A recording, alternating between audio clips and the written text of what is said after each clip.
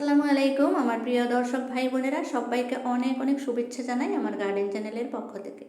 আশা করি সবাই ভালো আছেন। আজকে আমি ড্রাগন গাছ নিয়ে কিছু আলোচনা করব।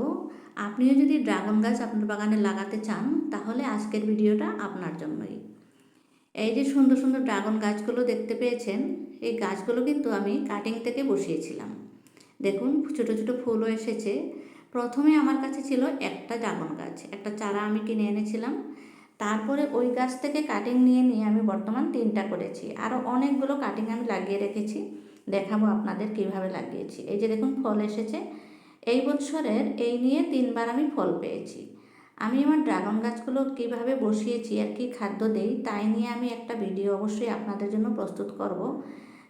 কতদিন পরে পরে আমি খাদ্য দেই আর সেটা কি খাদ্য দেই। ড্রাগন গাছ বসানোর আগে একটা কথা মাথায় রাখবেন। প্রথম কথাটা হলো, চারাটা কিন্তু উন্নত মানের হতে হবে। ড্রাগনের অনেক জাত আছে, দেখে নেবেন।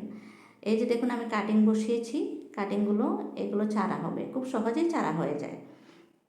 তারপরে হচ্ছে যে পাত্রটাতে বসাবেন সেই পাত্রটা যাতে মজবুত হয়ে থাকে, বেশি দিন যাতে টেকসই হয়। কারণ গাছটা দেখুন কত শক্ত, কত মজবুত গাছ, ডালপালা অনেক হয়ে যায়। তারই জন্য কোনো দুর্বল পাত্রে দেবেন না। আর মাটি মিক্সটা অন্যান্য গাছের যেভাবে করেন ঠিক সেইভাবেই করতে পারেন।